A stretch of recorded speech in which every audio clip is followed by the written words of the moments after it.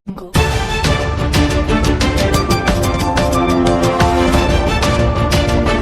एक अहम खबर, मालेगांव ब्लास्ट मामला, एनआईए की खुसूसी अदालत से प्रज्ञा सिंह ठाकुर को लगा झटका।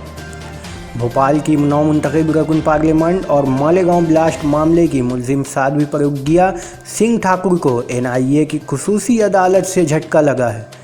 मुंबई की खुसूसी एनआईए अदालत ने साध्वी प्रज्ञा सिंह ठाकुर को एक हफ्ता में एक बार पेश होने से मुस्तकिल छूट देने से मुताल्लिक अर्जी को मुस्तरद कर दिया।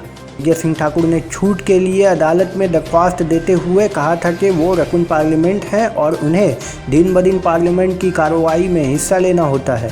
हालांकि अदालत ने उन्हें सिर्फ एक दिन के लिए जुमरात 20 जून के लिए अदालत में पेशी से छूट दे दी है।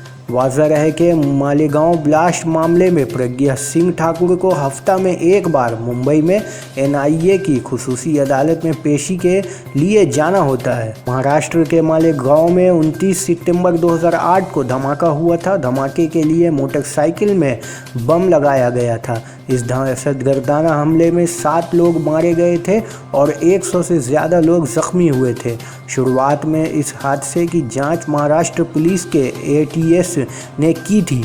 बाद में ये मामला जांच के लिए एनआईए को सौंप दिया गया। एनआईए ने अपनी जांच में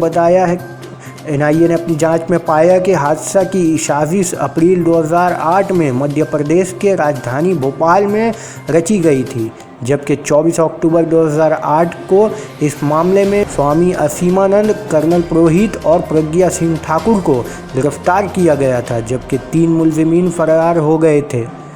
प्रज्ञा सिंह ठाकुर की गिरफ्तारी की बुनियाद धमाका में इस्तेमाल की गई मोटरसाइकिल थी। यह मोटरसाइकिल उनके नाम से रजिस्टर्ड थी।